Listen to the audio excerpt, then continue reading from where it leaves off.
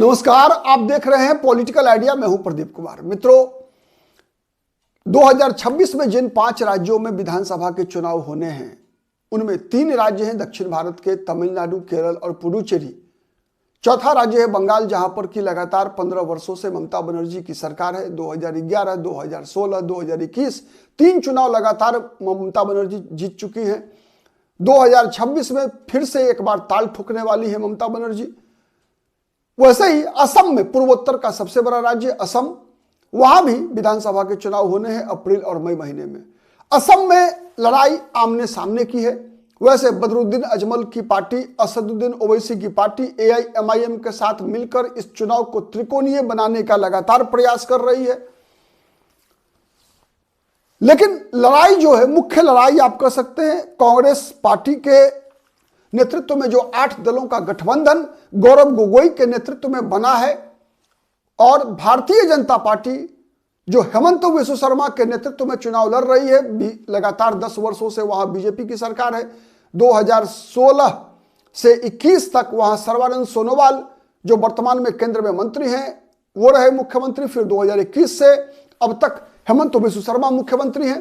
तो इन दोनों गठबंधन के बीच, जो बीजेपी के गठबंधन में असम गण परिषद, बोडो स्टूडेंट्स यूनियन जैसे दल हैं, इन दोनों गठबंधन के बीच लड़ाई आमने सामने की है।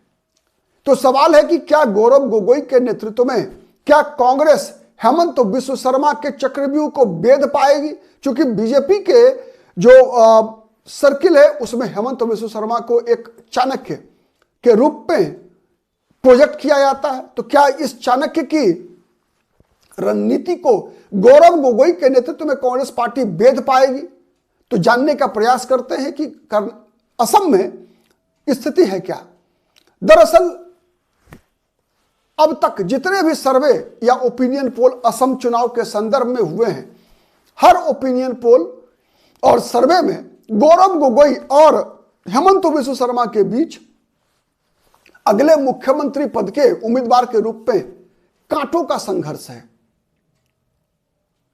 दोनों चेहरों के बीच कांटे का संघर्ष है।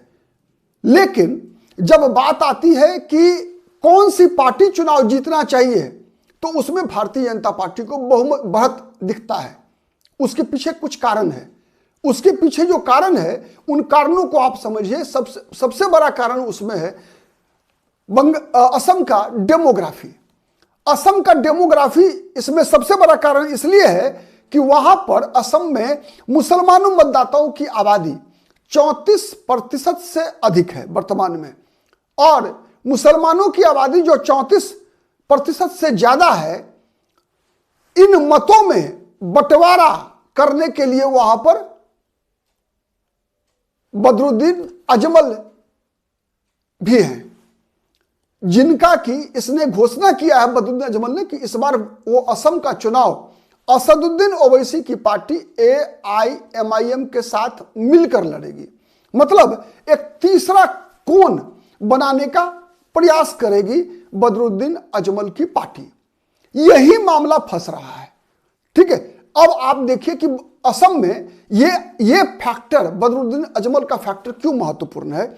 महत्वपूर्ण इसलिए है कि लगातार भारतीय जनता पार्टी ये आरोप लगाती है कि मुसलमानों का प्रजनन दर हिंदुओं की तुलना में ज्यादा है, इसलिए लगातार हिंदू आबादी घटती जा रही है। एक आंकड़ा मैं बताऊं, केवल 2001 और 2011 के जनगणना के आंकड़ों को देखेंगे तो 2001 की जनगणना के अनुसार असम में हिंदुओं की आबादी 64.90%, 64.90% हिंदुओं की आबादी थी 2001 की जनगणना में।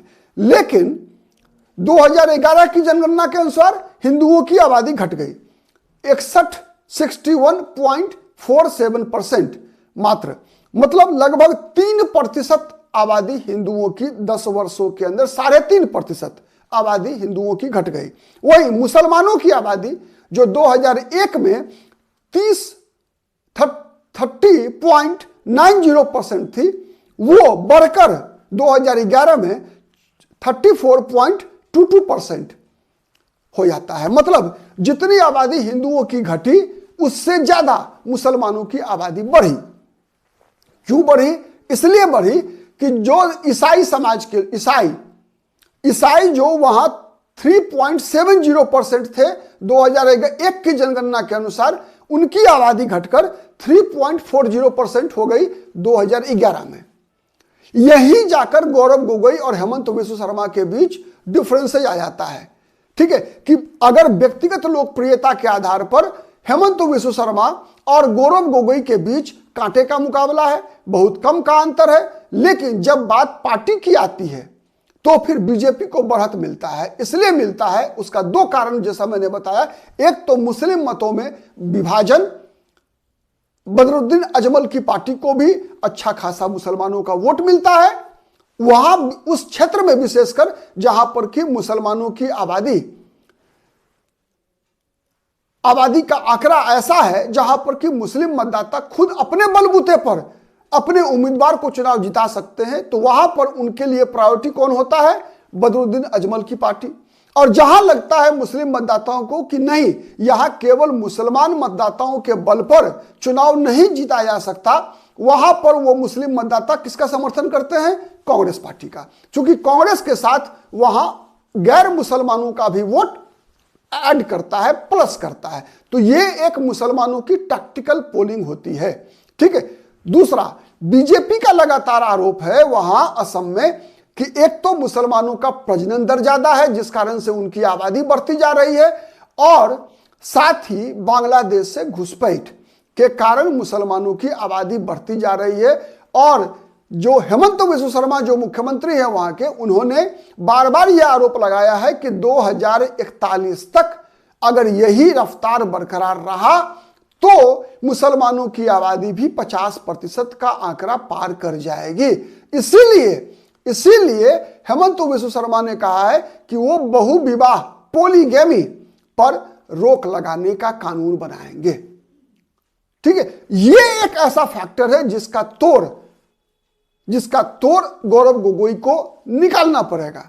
तो पहला सवाल यही है कि गौरव गोगोई क्या इसका कोई तोड़ निकाल पाएंगे? जवाब जरूर दीजिएगा। साथ ही दूसरा सवाल यह है कि हेमंत बिस्व शर्मा 5 वर्ष से और भारतीय जनता पार्टी की सरकार 10 वर्ष से वहां पर सत्ता में है।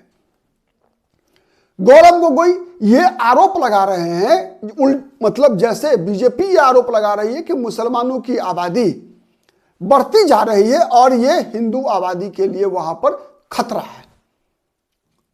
ठीक है, केवल हिंदू आबादी के लिए नहीं खतरा है, बल्कि असमी जो मुसलमान हैं उनके लिए भी ये खतरा है। क्योंकि बंगाली मुसलमान, जिसे मियां कहकर हेमंत बिस्व शर्मा संबोधित करते हैं, वो उनकी आबादी असमी मुसलमान जो हैं उनके हकों को भी खा रही है। वहीं गौरव गोगोई हेमंत बिस्व शर्मा पर यह आरोप लगा रहे हैं कि हेमंत बिस्व शर्मा असम में बिहार और उत्तर प्रदेश से लोगों को लाकर असम में बसा भी रहे हैं और असम की मतदाता सूची में उनका नाम शामिल भी कर रहे हैं, जिससे कि वो भारतीय जनता पार्टी के पक्ष में, भारतीय जनता पार्टी के अस्थायी मतदाता हो सके। और असम में भाषा भी एक बड़ा मुद्दा है। केवल धर्म ही नहीं बल्कि भाषा भी एक बड़ा मुद्दा है। वहां पर असमिया बोलने वाले भाषा भाषी लोगों की संख्या दिन प्रतिदिन घट रही है। आपको याद होगा कि असम गण परिषद AGP, वहां जो 1979 ईस्वी में आंदोलन शुरू हुआ, छात्रों का आंदोलन, जिस आंदोलन के परिणाम स्वरूप 1985 में एक समझौता हुआ, राजीव गांधी प्रधानमंत्री थे, उनके और असम गण परिषद के नेता उन दिनों हुआ करते थे पूर्व मुख्यमंत्री प्रफुल्ल कुमार महंता और गृह मंत्री हुआ करते थे भृगु कुमार फुकन। सॉरी। तो AGP और भारत सरकार के बीच जो समझौता हुआ था, उन समझौता का पालन नहीं हुआ, और उसका ठीकरा भी जो है भारतीय जनता पार्टी कांग्रेस के मत्थे फोड़ती है। ठीक है, कि असमी भाषा बोलने वाले लोगों की जो संख्या घटी है, उसका कारण है कि बांग्ला भाषी मुसलमान जो बांग्लादेश से लगातार घुसपैठ हो रहा है, उसका असर हुआ है कि लगातार बांग्ला बोलने वाले लोगों की आबादी वहां बढ़ती गई है। और अब जो 2011 के आंकड़े हैं उसके अनुसार 27.5% आबादी बांग्ला बोलने वाले लोगों की बंगाल असम में है, जो कि असमी संस्कृति के लिए एक बड़ा खतरा है। इस रूप पे भारतीय जनता पार्टी इस बात को प्रोजेक्ट करती है। ठीक है, तो इस प्रकार ये जो मुद्दा है, साथ ही गौरव गोगोई इसके बदले, गौरव गोगोई कहते हैं कि भारतीय जनता पार्टी केवल सांप्रदायिक आधार पर और भाषा के आधार पर लोगों को बांटने का काम कर रही है। हेमंत बिस्व शर्मा कहते हैं कि यह हमारे अस्तित्व का सवाल है। गौरव गोगोई बिहारी और उत्तर प्रदेश के लोगों को बसाने का आरोप लगाते हैं। तो ये जो राजनीतिक आरोप और प्रत्यारोप है, इस राजनीतिक आरोप और प्रत्यारोप के बीच कहीं ना कहीं आप देखेंगे असम में असम के विकास का मुद्दा पीछे छूटा है। और असम का एक और इतिहास रहा है मित्रों, क्योंकि इसका सबसे पुराना इतिहास तो रहा है कि असम कामरूप, कामाख्या जानते हैं आप, माता कामाख्या का मंदिर है वहां पर, ठीक है, तो कामरूप के नाम से जाना जाने वाला असम में वर्तमान जो परिस्थिति है उसके तरफ अगर आप देखेंगे तो वहां सबसे बड़ा फैक्टर क्या है? वहां फैक्टर है असम में कि जिस प्रकार की परिस्थिति वहां पर केवल लगातार ध्रुवीकरण की राजनीति हो रही है, तो वहां पर विकास का मुद्दा लगातार पीछे छूटता जा रहा है। तो ये क्या विकास असम का एक मुद्दा बन पाएगा? ये गौरव गोगोई के लिए एक सबसे बड़ी चुनौती है। और सवाल भी यही है कि क्या गौरव गोगोई विकास को मुद्दा बना पाएंगे? क्या बिना बदरुद्दीन अजमल के सहयोग के कांग्रेस पार्टी बीजेपी को वहां हरा पाएगी? यह प्रमुख सवाल है जिसका जवाब तो चुनाव का परिणाम ही बताएगा। लेकिन आप क्या सोचते हैं, कमेंट करके जरूर बताइएगा कि असम के चुनाव में किस दल को बढ़त हासिल है? पहला सवाल है आपसे। दूसरा सवाल है क्या गौरव गोगोई हेमंत बिस्व शर्मा का मुकाबला कर पाएंगे? और क्या वहां की जो वर्तमान परिस्थिति है, जिस प्रकार से बांग्लादेश की स्थिति है वर्तमान में, तो उस बांग्लादेश की स्थिति का असम के चुनाव पर क्या प्रभाव पड़ेगा? ये 3 सवाल आप दर्शकों के समक्ष भी है, जो जवाब जोड़ दीजिएगा। वीडियो पसंद आता है तो प्लीज लाइक कीजिए, शेयर कीजिए, और यदि अब तक पॉलिटिकल आइडिया को सब्सक्राइब नहीं किया है तो प्लीज सब्सक्राइब कीजिए। आज के लिए इतना ही, बहुत बहुत धन्यवाद।